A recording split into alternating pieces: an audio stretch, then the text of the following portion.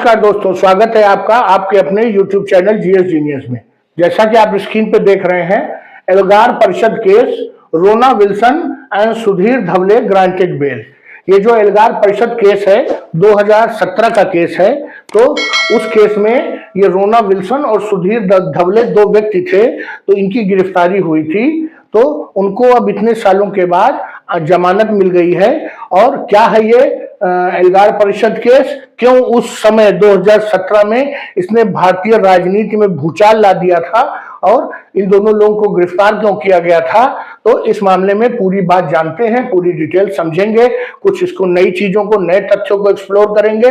तो चलिए मित्रों, इस वीडियो को मैं शुरू करूं इससे पहले मेरी आपसे रिक्वेस्ट है कि हमारे चैनल को सब्सक्राइब कर लीजिए, जिससे इसी प्रकार देश के अंदर देश के बाहर जो नई नई गतिविधियां होती हैं उनके बारे में हम आपको पूरे डिटेल से ब्रीफ करते रहते हैं। वीडियोस हमारे रेगुलरली अपलोड होते रहते हैं। तो आइए चलिए मित्रों, एल्गार परिषद केस में ये है रोना विल्सन, चेहरे को आप देख लीजिए। इनके बारे में अभी हम आगे डिटेल में बात करेंगे। और ये दूसरे व्यक्ति जो हैं ये हैं सुधीर धवले। ये पूरा मामला पुणे का है, पुणे अर्थात महाराष्ट्र का है।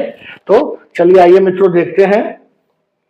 बॉम्बे हाईकोर्ट ऑन जनवरी 8 जनवरी को बॉम्बे हाईकोर्ट ने जो ये शोधार्थी हैं रोना विल्सन और जो ये कार्यकर्ता हैं, मानवाधिकार कार्यकर्ता सुधीर धवले, इनको जो एल्गार परिषद जो माओइस्ट लिंक में केस में इनको जमानत दे दी है।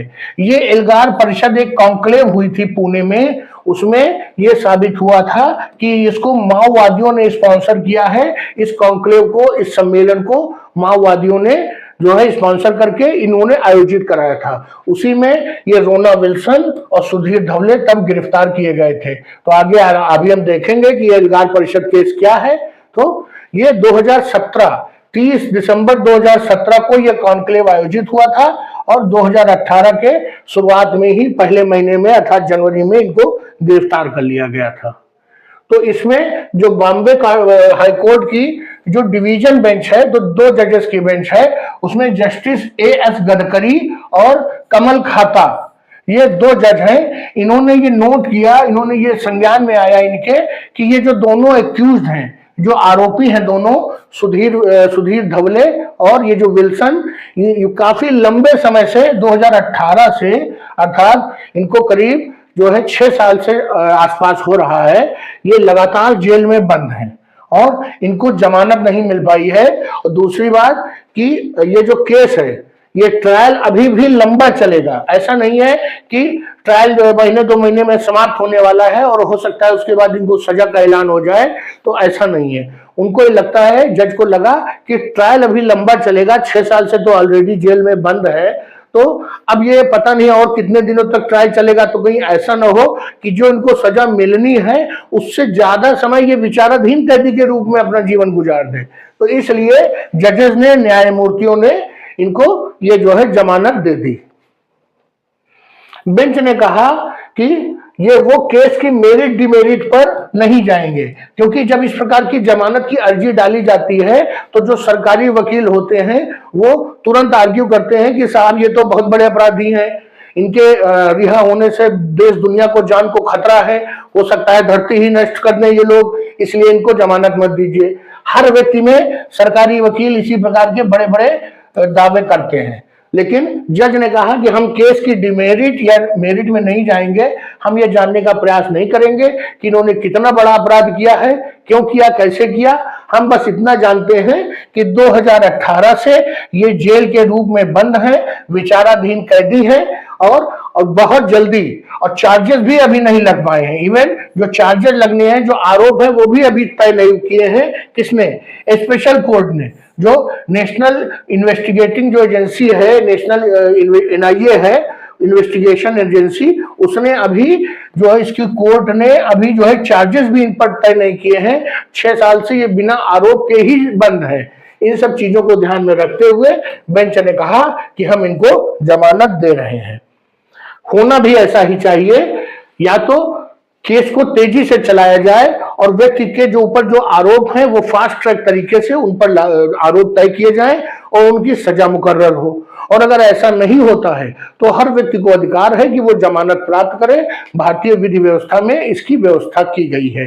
और 6-6 साल तो पता चला किसी व्यक्ति को जो आरोप तय होने हैं वो ऐसे होने हैं कि 5 साल की सजा ही उसे मिलनी चाहिए अधिकतम, और 6 साल से तो वो जेल में है। तो पता चला जितनी सजा उसे मिलनी चाहिए थी उससे अधिक सजा वो भोग चुका है। तो इस परिस्थितियों में जमानत दे ही देना चाहिए। बेंच ने ये जो है महसूस किया, ये नोट में आया उसके कि करीब 300 प्रत्यक्षदर्शी हैं जिनके बयान होने हैं केस में, अर्थात ट्रायल के दौरान 300 प्रत्यक्षदर्शियों के बयान होने हैं। और वो 300 प्रत्यक्षदर्शियों के बयान एक दिन में नहीं हो जाएंगे। पहले उनको सम्मन जाएगा, फिर उसमें से 2-3 एक दिन आएंगे, फिर नहीं जाएंगे तो फिर कुछ आएंगे, फिर अगला सम्मन जाएगा, फिर तीसरा सम्मन जाएगा, वारंट जाएगा, कुछ आएंगे कुछ नहीं आएंगे, कुछ आएंगे कुछ पलट जाएंगे अपने बयान से। तो ये सब एक लंबा प्रोसेस है। तो इस दौरान जो है इसमें बहुत टाइम लगेगा और आने वाले कुछ हफ्तों या कुछ महीनों में इस केस का फैसला होने नहीं जा रहा है।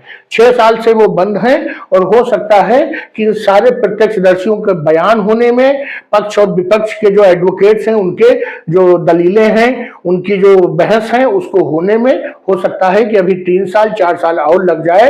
तो ये न्यायपूर्ण नहीं है कि इन दोनों लोगों को जेल के पीछे रखा जाए, सलाखों के पीछे रखा जाए, ऐसा कोर्ट ने, हाई कोर्ट ने महसूस किया। कोर्ट ने दोनों को आदेश दिया है कि 1-1 लाख रुपए की जमानत जो है वो जमा करेंगे, अर्थात 1 लाख रुपए की जमानत कोई इनकी तरफ से भरेगा दोनों के लिए। और अगर वो जो है नहीं आते हैं दोबारा, जब हियरिंग होगी स्पेशल एनआईए कोर्ट की और तब हाजिर नहीं होते हैं, फरार हो जाते हैं, तो वो जो 1 लाख रुपए की जमानत है वो जब्त हो जाएगी। ये इसलिए इसकी व्यवस्था की जाती है।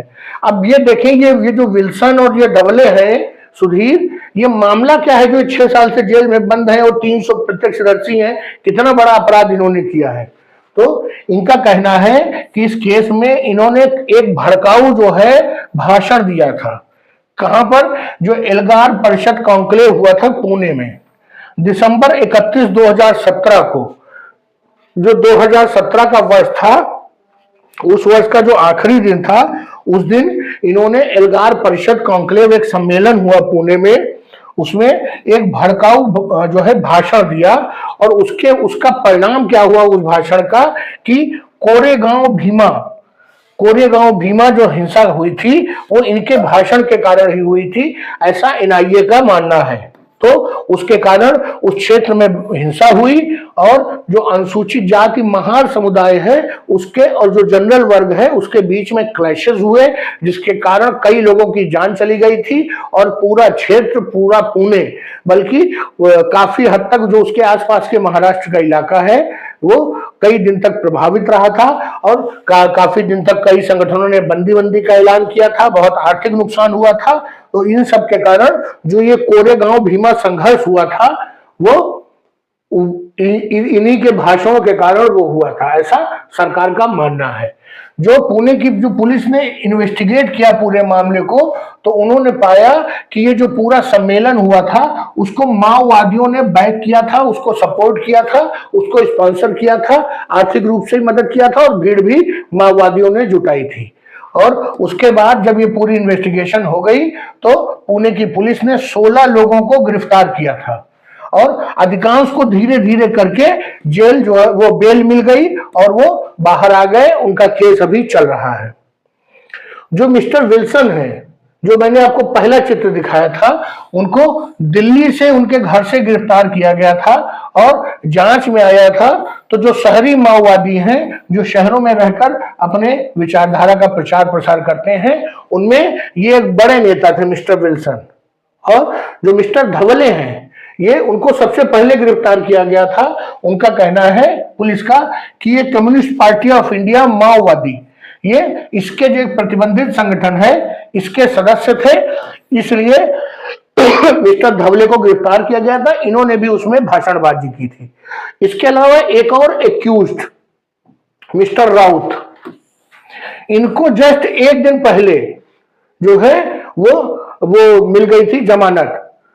और ये कहा गया था कि जनवरी 17 से जो है ये जमानत पे रहेंगे, 18 दिन इनके जो है एलएलबी के एग्जाम होंगे, तो उस दौरान ये जो है जमानत पे रहेंगे। तो इसलिए मिस्टर राउत को भी, जो ये आखिरी व्यक्ति थे, इनको भी जमानत मिल गई थी। उसके बाद बस यही 2 लोग बचे थे, इसलिए इनको भी कोर्ट ने जमानत दे दी और बोला कि जाइए, समय समय पर जब जब कोर्ट आपको बुलाएगी तो हाजिर होइएगा। और तो ये था पूरा मामला। अगर आप 2017 में इस उम्र में थे कि समझ सकें, तो जातीय संघर्षों को लेकर के और जो 2 समुदायों में काफी बड़ा जो है भीषण संघर्ष हुआ था, काफी हिंसा हुई थी, काफी बड़ी संख्या में लोग उसमें हताहत हुए थे, बहुत से लोग मृत हो गए थे, कई लोग घायल हुए थे और बहुत सारी जो सरकारी संपत्ति है उसको नुकसान पहुंचा था। तो मित्रों, इस मामले को मैंने आपको, जो पुराने जो मामले से जुड़ा हुआ एक मामला था, उसको मैंने आपके समक्ष रखा। अगर आपको ये कंटेंट अच्छा लगा हो, वीडियो अच्छा लगा हो, तो वीडियो को लाइक करिए, चैनल को सब्सक्राइब करिए। धन्यवाद।